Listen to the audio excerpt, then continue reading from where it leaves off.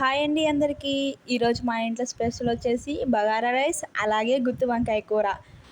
ఈ కాంబినేషన్ ఎంతమందికి ఇష్టమో కామెంట్ చేసేయండి. అలాగే మన ఛానల్ని ఫస్ట్ టైం చూస్తున్నట్టయితే లైక్ చేసి షేర్ చేసి కామెంట్ చేసేయండి. ఇంకో ప్రాసెస్లోకి వెళ్ళిపోతే గుత్తి వంకాయల కోసం ఫ్రెష్గా వంకాయలు తీసుకొని కడిగి పక్కన ఉంచుకోండి. దానికి ఒక పేస్ట్ తయారు చేసుకోవాలా. ఆ పేస్ట్ ఎలా చేయాలో చూసేద్దాం రండి.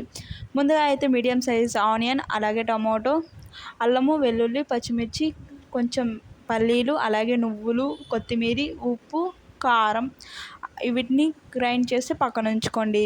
ముందుగానే కడుగు పెట్టుకున్న వంకాయల్లో ఇలా 4 భాగాలుగా కట్ చేసుకొని దీనిలో పురుగులు ఉంటాయి చూసుకొని కట్ చేసుకోండి. ముందుగానే మనం ప్రిపేర్ చేసుకున్న ఆ పేస్ట్ని ఎత్తి వంకాయలకు బాగా పట్టనిచ్చిన తర్వాత స్టవ్ ఆన్ చేసి కుక్కర్ పెట్టి దాంట్లో ఆయిల్, అలాగే పోపు దినుసులు, బిర్యానీ దినుసులు అంతా వేసిన తర్వాత వంకాయకి పట్టించి మిగిలిన పేస్ట్ని తీసుకొచ్చి ఆయిల్లో వేసి బాగా మగ్గనిచ్చిన తర్వాత కొంచెం చికెన్ మసాలా, అలాగే కారం, కొంచెం ఉప్పు వేసి బాగా మగ్గనియాల.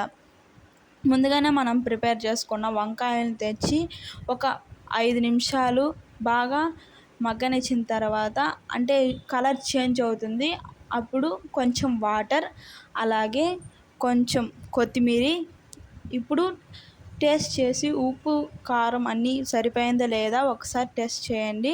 అలాగే కొంచెం కొత్తిమీర వేసి కుక్కర్ మూత వేసి 2 విజిల్స్ వస్తే టేస్టీ గుత్తి వంకాయ కూర అయితే రెడీ అయిపోతుంది.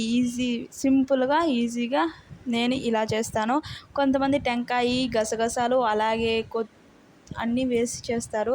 దానికన్నా ఇది సింపుల్గా బాగుంటుంది. చూడండి ఎంత టెంప్టింగ్గా ఉందో. అలాగే దీనికి బగారా రైస్ కాంబినేషన్ అయితే సూపర్గా ఉంటుంది. కాబట్టి నేను బగారా రైస్ కోసం ఒక గ్లాస్ బియ్యాన్ని కడిగి దానికి ఒక గ్లాస్కి 2 గ్లాసులు నీళ్ళు వేసి నానబెట్టాను.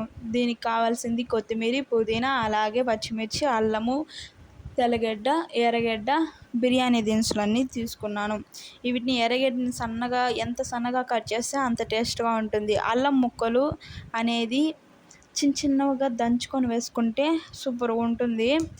ఎందుకంటే పంటి కింద నవలేనప్పుడు సూపర్గా టేస్ట్ వస్తుంది అన్నమాట. అల్లం పేస్ట్ వేసేదానికన్నా ఇది బాగుంటుంది.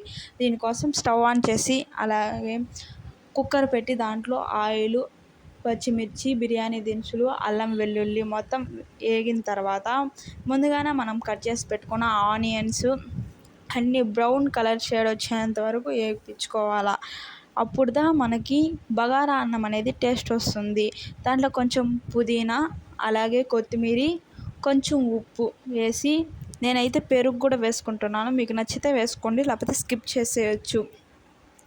ఒక గ్లాస్కి 2 గ్లాసులు నీళ్ళు పోసి ముందుగానే మనం నానబెట్టుకున్న బియ్యాన్ని వేసి లైట్గా చికెన్ మసాలా, బిర్యానీ మసాలా వేసి కొత్తిమీర వేసి కుక్కర్ మూత క్లోజ్ చేసి 2 విజిల్స్ వస్తే టేస్టీ బగారా రైస్ అయితే రెడీ అయిపోయింది.